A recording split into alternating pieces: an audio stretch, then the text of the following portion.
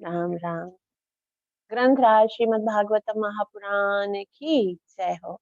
नित्य लीला प्रवेश अभय चरणारविंद भक्ति वेदांत स्वामी श्रीला प्रभुपाद की जय हो। Shrimad Bhagavatam canto 4 chapter number 2। आज हम श्लोक नंबर 14 से प्रारंभ करेंगे। इस आध्यात्मिक जगत में प्रवेश करने से पहले गुरु और गौरंग से कृपा की याचना करते हुए मंगलाचरण करेंगे, ताकि हम जो कुछ श्रवण करने वाले हैं उसका हमें पूरा पूरा लाभ प्राप्त हो सके, जो कि है कृष्ण प्रेम की प्राप्ति। गुरवे गौरचंद्राय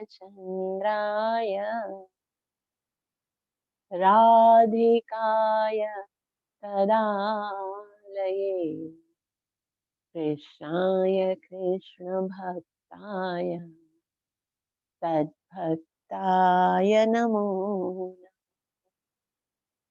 नारायणं नमस्कृत्य नरं चैव नरोत्तमं दैवीं सरस्वतीं व्यासं ततो जयमुदीरये। नष्टप्रायेषु अभद्रेषु नित्यं भागवत सेवया भगवती उत्तमश्लोके भक्तिरभवति नैष्टिकी।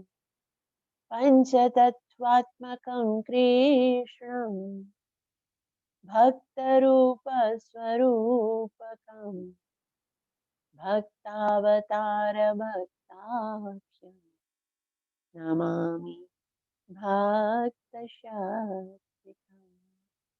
जय श्री कृष्ण चैतन्य प्रभु नित्यानंदा श्री अद्वैत गदाधर श्रीवासदि गौर भक्तवृंद।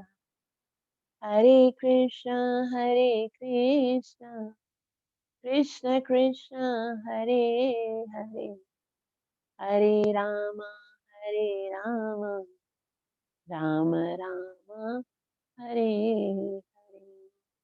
ग्रंथराज श्रीमद् भागवतम महापुराण की जय हो। Shrimad Bhagavatam canto 4 chapter number 2 verse number 14 and 15। इसमें दक्ष प्रजापति शिव जी के दोष गिना रहे हैं, लेकिन सारस्वती अर्थ करके हमारे आचार्यों ने हमें बताया है कि शिव के अंदर कोई दोष नहीं है, और वास्तव में ये सारे तो शिव जी के बहुत महान गुण हैं। और आज दक्ष प्रजापति शिव जी को निंदा करते हुए कहते हैं, प्रेतावासेषु घोरेषु प्रेतैर्भूतगणैर्वृतः अटत्युन्मत्तवन्नग्नो युक्तकेशो हसन्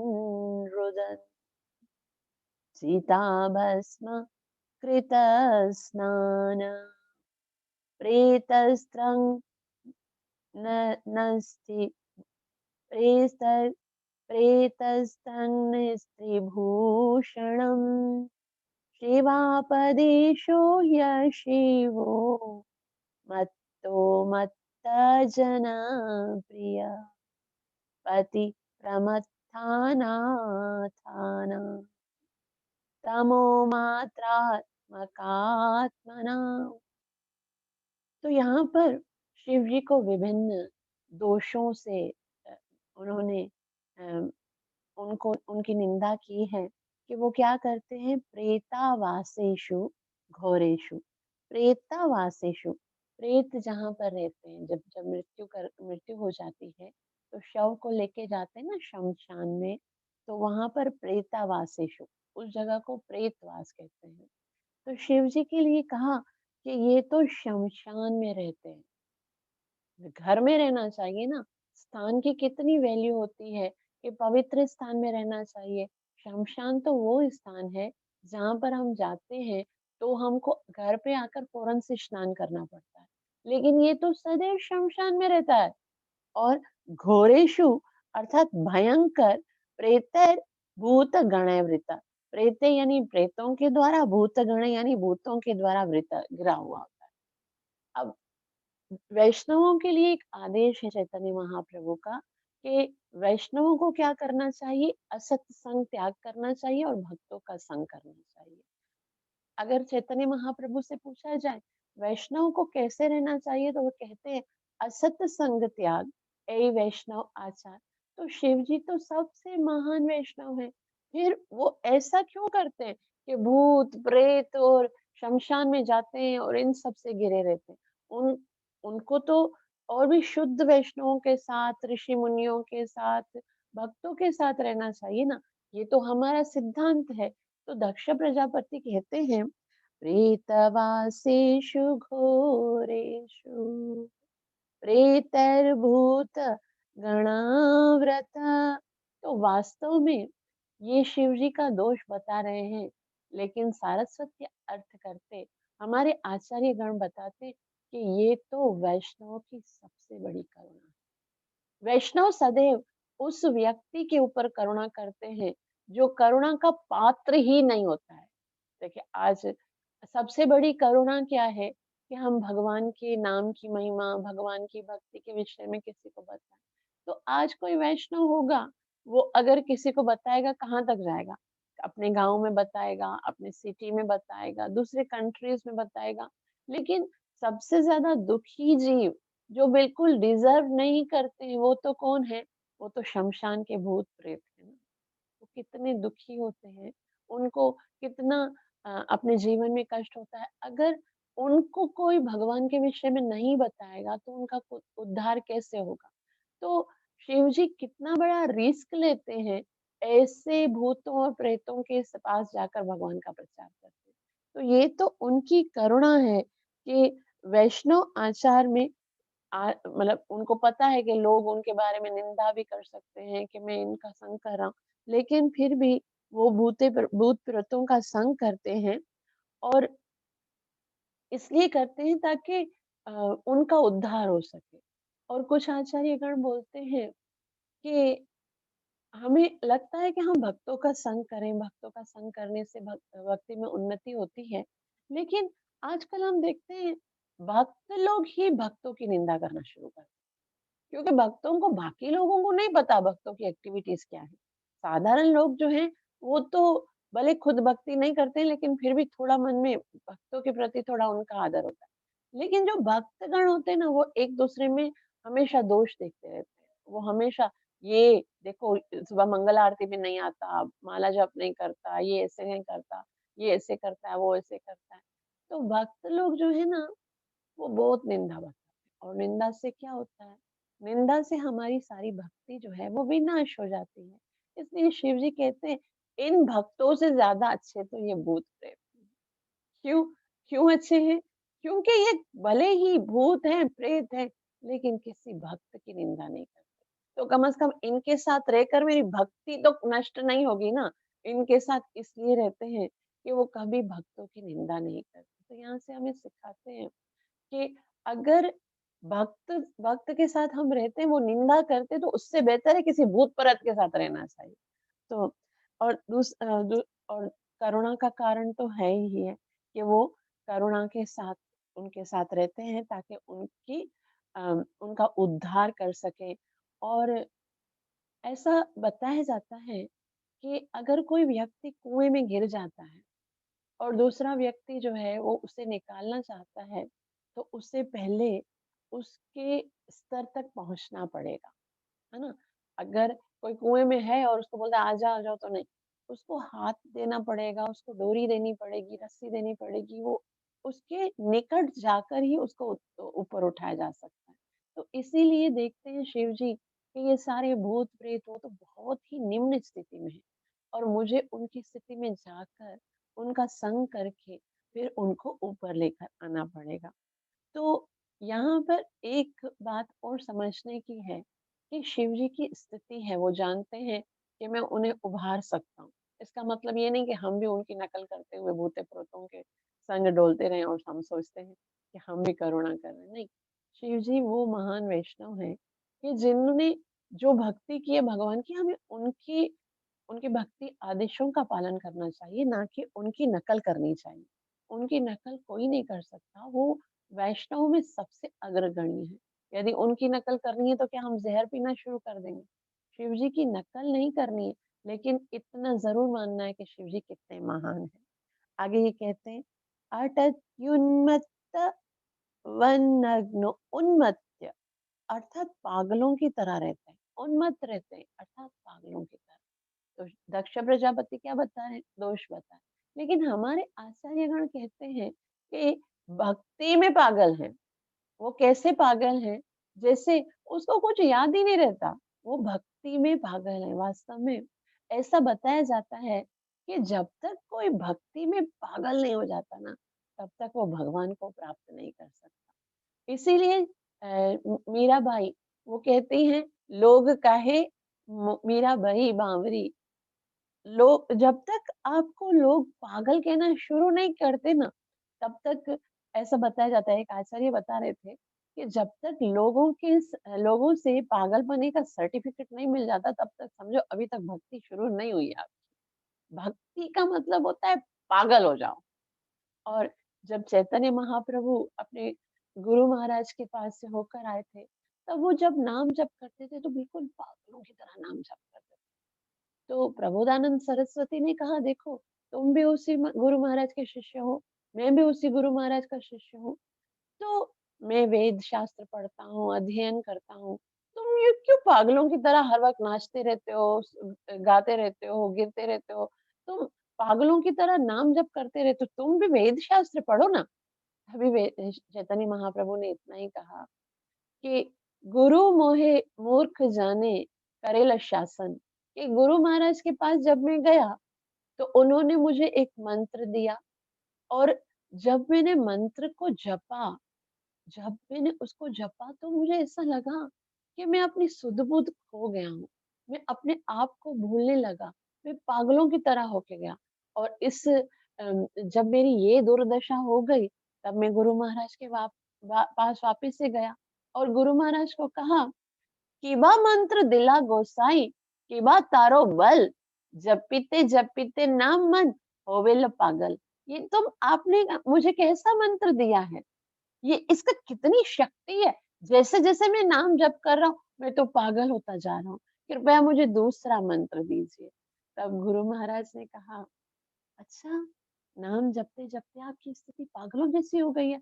मतलब ये इसका मतलब हो गया कि आप पे नाम बिल्कुल सही तरह से परफेक्ट असर कर रहा है। इस नाम का तो यही एक एक उद्देश्य है कि जीव अपने को भूलकर पागल हो जाए। इसीलिए जपो तुम कृष्ण नाम, यही वेदांत का सार। ये जितने भी वेद पढ़ो, ये पढ़ो, वो पढ़ो, सबका जो सार है ना, वो हरि नाम है। इसीलिए नाम जप करने से बढ़कर और कोई साधना है ही नहीं। तुम नाम जप करो, इसी बस, और कुछ करने की आवश्यकता नहीं। और ब्रह्मा जी ने स्वयं कहा है, सर्व वेदेषु दिष्टि नातः परतरो उपाय। इसके अतिरिक्त और कोई उपाय नहीं है। सारे वेदों को छान कर देख लिया।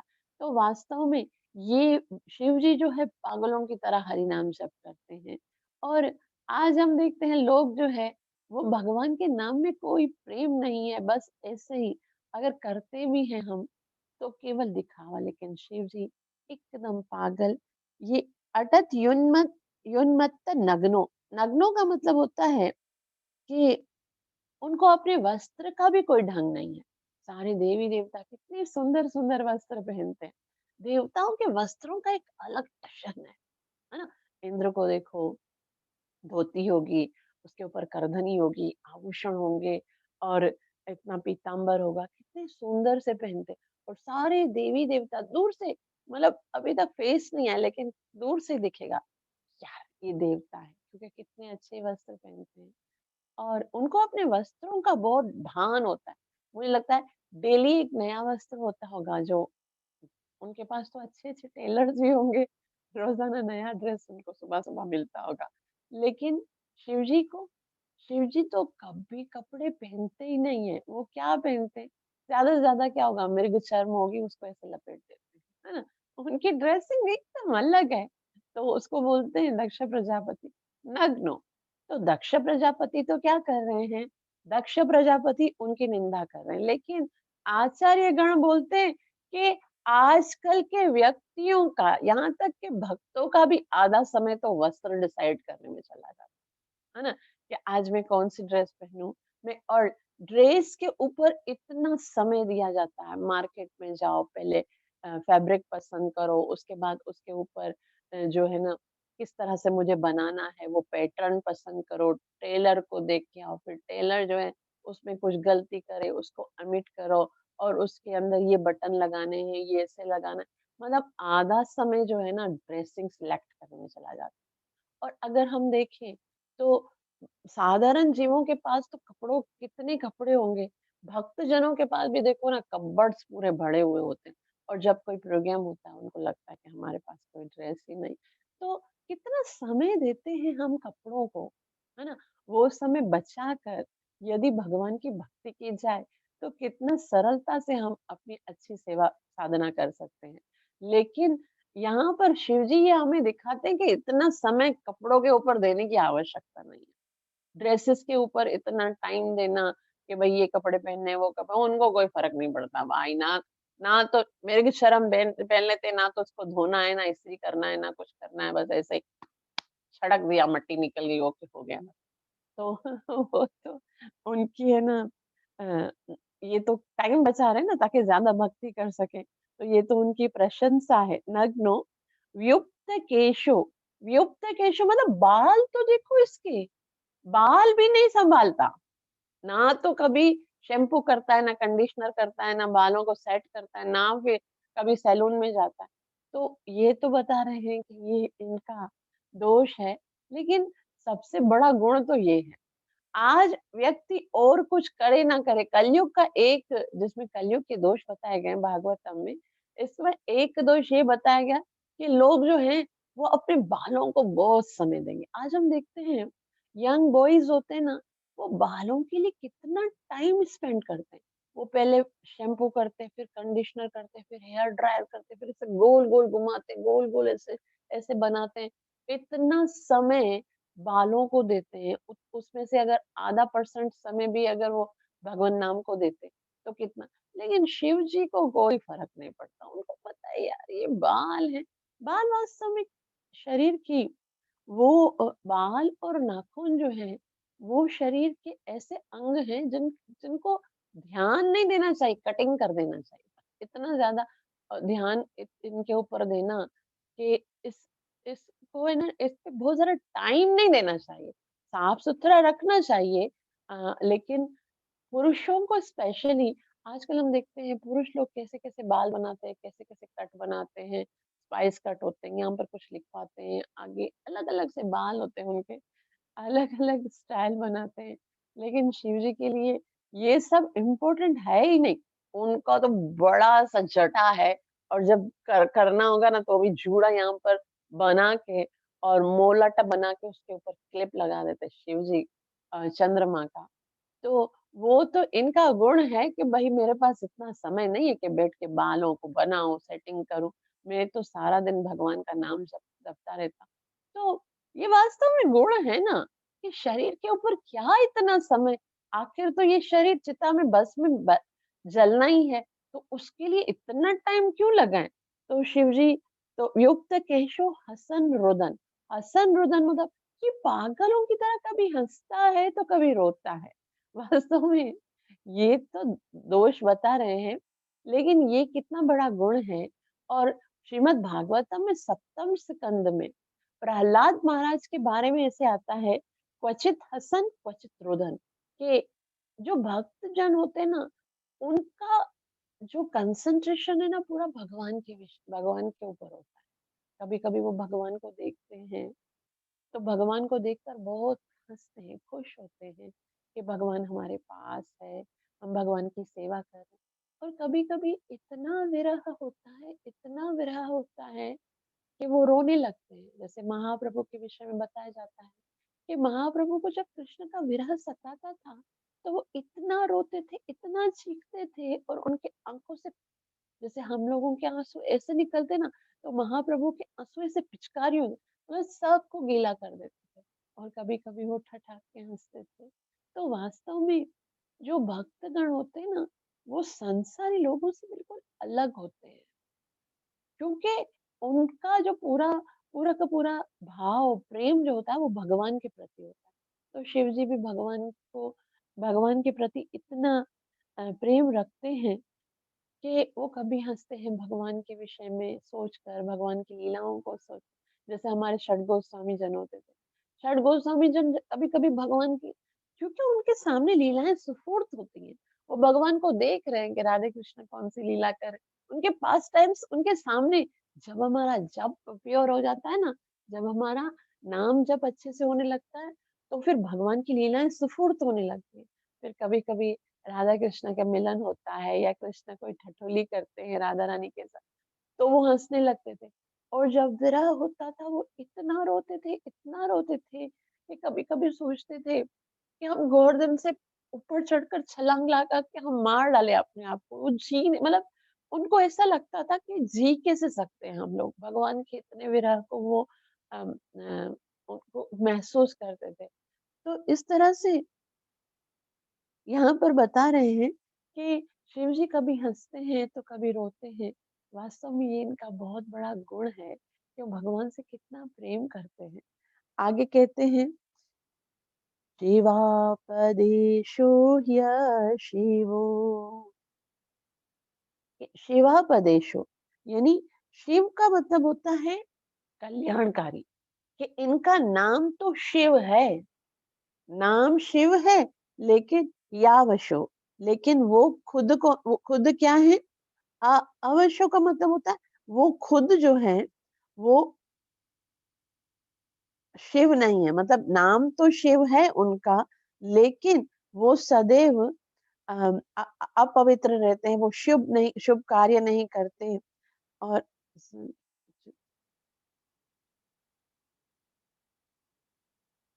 सॉरी, हाँ नेक्स्ट लाइन आएगी, चिता कृत स्नान कृत स्नान, चिता की जो राख होती है ना उससे स्नान करते हैं। स्नान किससे करना चाहिए? स्नान तो हमको है ना जल से करना चाहिए, बॉडी शावर लगाना चाहिए, साफ-सुथरा होना चाहिए, शैम्पू कर, लेकिन ये किससे नहाते हैं? ये चिता भस्म से नहाते हैं, क्योंकि ये वैसे दक्ष प्रजापति तो दोष बता रहे हैं, लेकिन आचार्यगण बताते हैं ये कितना बड़ा गुण है, ये तो भगवान का आदेश है। वो चिता भस्म क्यों लगाते हैं? क्योंकि चिता जो होती है वो वैराग्य का सूचक है कि मुझे इस भौतिक जगत में कोई आसक्ति नहीं है, भौतिक जगत से कोई भी लेना-देना नहीं। चिता को जब जीव देखता है ना, उस समय जीव को भौतिक जगत की आसक्ति खत्म हो जाती है।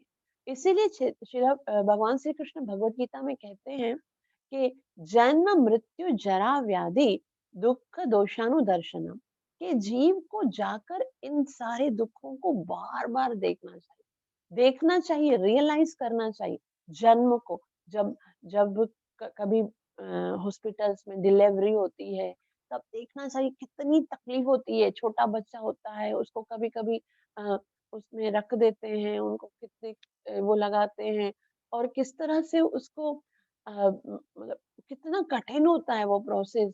और जन्म, साथ-साथ में मृत्यु। जब कोई मृत्यु जाता है ना, कोई शव जाता है ना श्मशान में, तो ज़रूर देखना चाहिए उसको और ये याद रखना चाहिए कि कल मेरी भी यही हालत होने वाली। चिता भस्म लगाने का कारण ये है कि शिव जी बता रहे हैं कि भले मुझे मेरा कितना ही बड़ा जीवन है, लेकिन आखिर तो राख ही बनना है। कितना सजाएँ, कितना सँवारें, कितना अपने इस शरीर के लिए जिएँ, भले कुछ भी करें, कल तो राख बनकर जलने वाले हैं। तो ये सदैव याद रहे, ये याद रहे, इसीलिए शिव जी जो क्या क्या करते हैं, चिता भस्म कृत स्नान, वो चिता की भस्म से स्नान करते हैं। और प्रेतस प्रेतस्तंग नस्थि भूषणम, अस्थि भूषणम का मतलब होता है जो प्रेत होते हैं, उनकी जो अस्थि होती है, उनका जो वो होता है ना खोपड़ी होती है, उसका भूषण। अब ये कोई भूषण होता है, ये कोई आभूषण होता है। आभूषण कैसा होना चाहिए? हीरे मोतियों का होना चाहिए, ज़्यादा से ज़्यादा सोने का तो कम से कम हो। लेकिन शिव जी कौन से भूषण लगाते हैं? वो प्रेत की खोपड़ियों के भूषण लगाते हैं। तो यहाँ पर ऐसा बताते हैं कि मुर्दों की हड्डियों के या इनकी जो खोपड़ियों का जब वो भूषण पहनते हैं, आभूषण पहनते हैं, उस उसमें भी शिव जी की करुणा है।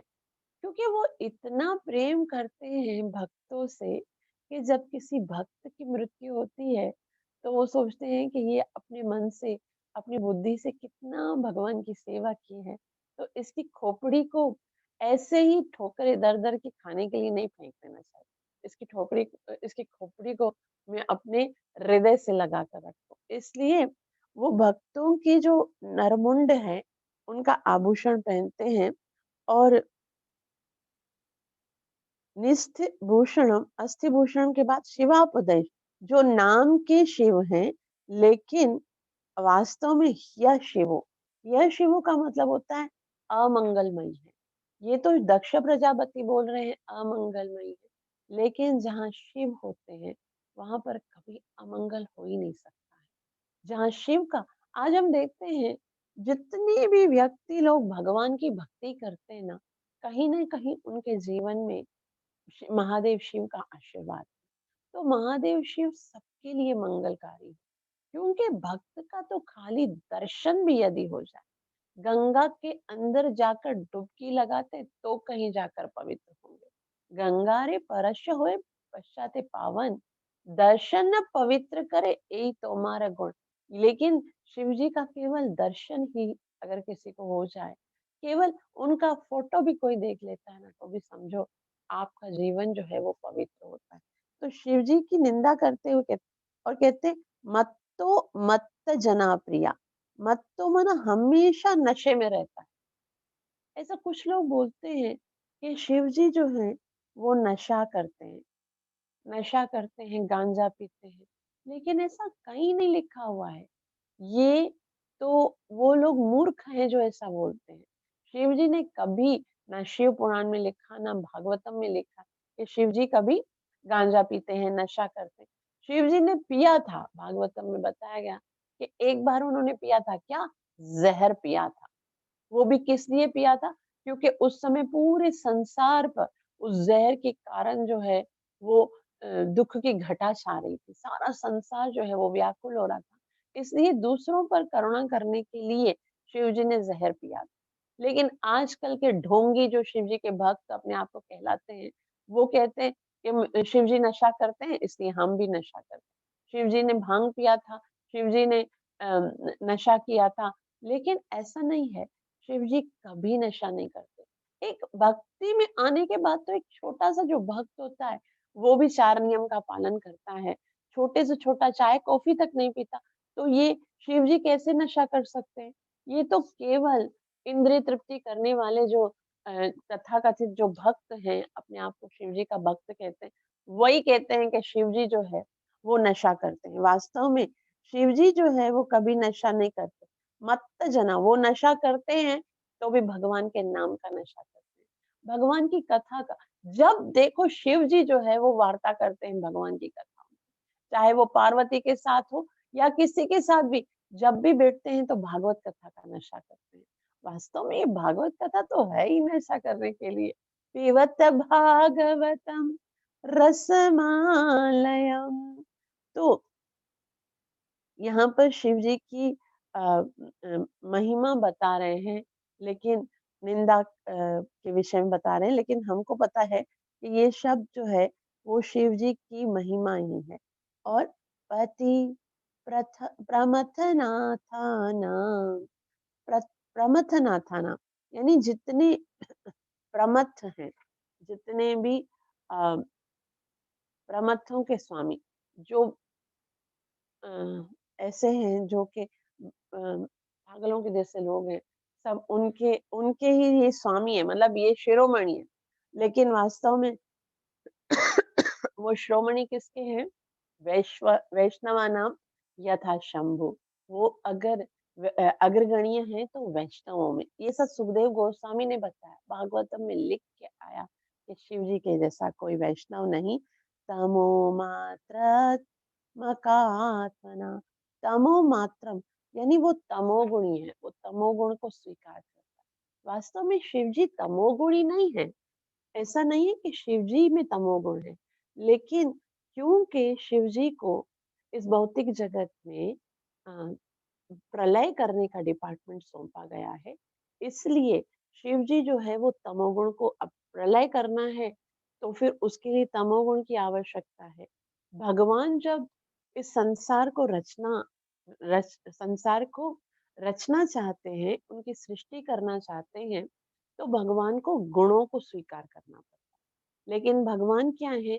इन तीनों गुणों से अतीत है। भगवान श्री कृष्ण जो है, उनके अंदर वो निर्गुण कहलाते हैं। मतलब ये तीनों गुणों का उनके ऊपर प्रभाव नहीं है। सत्वगुण का भी नहीं है, रजोगुण का भी नहीं है, तमोगुण का भी नहीं। लेकिन इस संसार की सृष्टि बनाने के लिए, संसार को सृजन करने के लिए सृजन करने के लिए रजोगुण चाहिए कि हमको बनाना है, चाहिए क्रिएशन, वो किससे होगी? रजोगुण से होगी।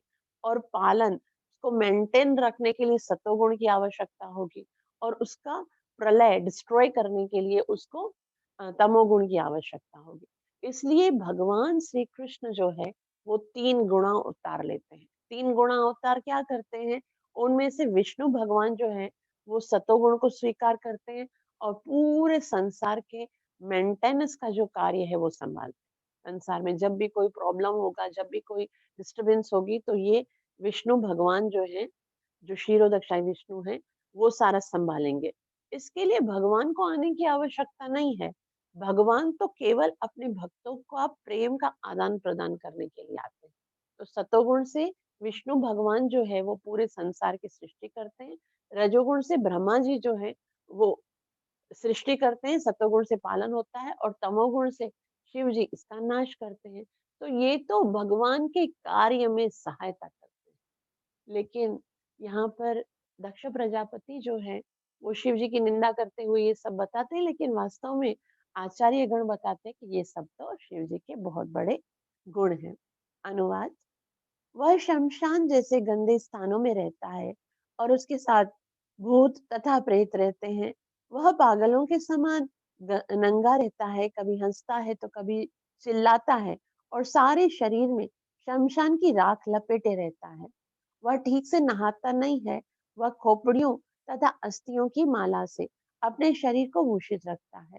अतः वह केवल नाम से ही शिव है, अन्यथा वह अत्यंत ही प्रमत्त तथा अशुभ है। वह केवल तामसी मत लोगों का प्रिय है और उन्हीं का अगुआ है। तो यहाँ पर श्रीला प्रभुपाद जी बहुत सुंदर रीति से समझाएंगे तात्पर्य। श्रीला प्रभुपाद द्वारा। श्रीला प्रभुपाद की जय। श्रीला प्रभुपाद जी कहते हैं, जो नियमित रूप से नहाते नहीं हैं, उनकी संगति प्रेतों तथा पागल लोगों से मानी जाती है। शिव जी ऐसे ही लगते हैं, किंतु उनका शिव नाम अत्यंत उपयुक्त है, क्योंकि वे ऐसे व्यक्तियों पर अत्यंत दयालु रहते हैं जो तमोगुण के घोर अंधकार में पड़े रहते हैं। यथा स्वच्छ अस्वच्छ शराबी लोगों को नियमित रूप से स्नान भी नहीं जो नियमित रूप से स्नान भी नहीं करते, शिव जी इतने कृपालु हैं कि वे ऐसे प्राणियों को शरण प्रदान करते हैं और उन्हें क्रमशः आध्यात्मिक चेतना तक ऊपर उठा लेते हैं। तो श्रीला प्रभुपाद जी कहते हैं, यहाँ पर तो बताया गया है कि ये उनका अपराध है, लेकिन शिव जी के अंदर कितनी करुणा है कि ऐसे अपवित्र लोगों के बीच में जाकर उनको भी, उनके ऊपर भी इतने कृपालु हैं कि वे ऐसे प्राणियों के को शरण प्रदान करते हैं और उन्हें क्रमशः आध्यात्मिक चेतना प्रदान करते हैं, ऊपर उठाते हैं। यद्यपि ऐसे लोगों को आत्मिक ज्ञान के धरातल तक उठा पाना कठिन है, किंतु शिव जी इसका उत्तरदायित्व स्वयं लेते हैं। इसलिए जैसा कि वेदों में बताया गया है कि शिव जी सर्व मंगलकारी हैं, इस तरह उनकी संगति से ऐसी पतित आत्माएं भी ऊपर उठ सकती हैं।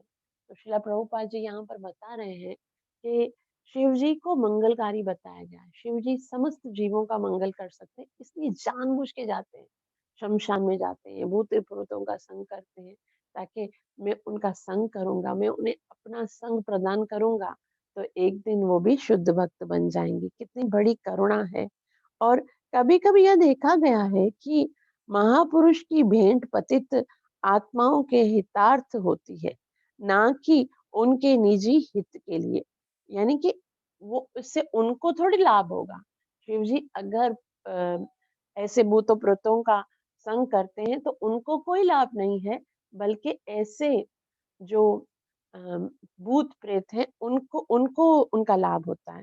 तो भगवान की सृष्टि में अनेक प्रकार के जीव हैं, इनमें से कुछ तमोगुण संपन्न है तो कुछ रजोगुण तथा तमोगुण से युक्त होते हैं। भगवान विष्णु ऐसे लोगों का भार अपने ऊपर लेते हैं जो कृष्ण भावना भावित उन्नत वैष्णव हैं। ब्रह्मा जी सकाम कर्म में अनुरक्त लोगों का भार लेते हैं, किंतु शिव जी इतने दयालु हैं कि उन सभी लोगों का भार लेते हैं जो कि तमोगुणी हैं और जिनके आचरण पशुओं से भी गिरे हुए हैं। इसीलिए शिव को विशेष रूप से मंगलकारी कहा गया है। तो यहाँ पर बताया जा रहा है कि जितने भी जीव हैं उनकी अलग-अलग कैटेगरीज हैं। मतलब कुछ लोग क्या हैं, वो रजोगुणी हैं, कुछ तमोगुणी हैं, कुछ सतोगुणी हैं। सतोगुणी लोग भगवान विष्णु की पूजा करते हैं और भगवान विष्णु उनका भार लेते हैं। जो रजोगुणी हैं, वो ब्रह्मा जी के शरण में होते हैं और जो तमोगुणी हैं, उन सब का भार शिव जी अपने ऊपर लेते हैं। तम और उनके आचरण जो पशुओं से भी गिरे हुए, जिनके ऊपर कोई कृपा नहीं करता, जिनके ऊपर कोई कृपा दृष्टि नहीं करता, ऐसे ऐसे अपवित्र लोगों का भी शिव जी इतना साथ देते हैं, शिव जी उनकी भी रक्षा करते हैं, उनका भी संग करते हैं, उनको अपना संग देते हैं ताकि उनका भी उद्धार हो सके। तो वास्तव में ये जो शुद्ध भक्त होते हैं, उनकी स्थिति बहुत उच्च होती है। उनके कार्य जो होते हैं वो हम नहीं समझ पाते। ये तो श्रीला प्रभुपाद जी की हमारे आचार्यों की कितनी बड़ी अनुकंपा है कि हमको ये सब का अर्थ बताया, वरना ये सब पढ़कर कोई भी परेशान हो सकता है कि ये क्या है। लेकिन श्रीला प्रभुपाद जी की असीम अनुकंपा है कि हमको एक-एक शब्द को कितनी सुंदरता से समझाया है।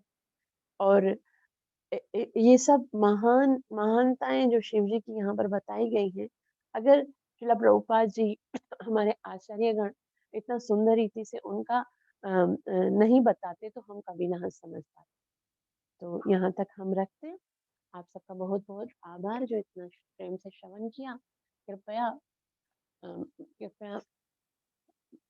मेरे लिए प्रार्थना कीजिएगा कि मैं अपनी सेवा और साधना को अच्छे से कर सकूँ। हरे कृष्ण, कृष्ण कृष्ण, हरे हरे, हरे राम, राम राम, हरे ग्रंथराज श्रीमद् भगवान की जय। नित्य लीला प्रवेश अभय चरणारविंद भक्ति वेदांत स्वामी श्री प्रभुपाद की जय हो। गौर जय। प्रेमानंद।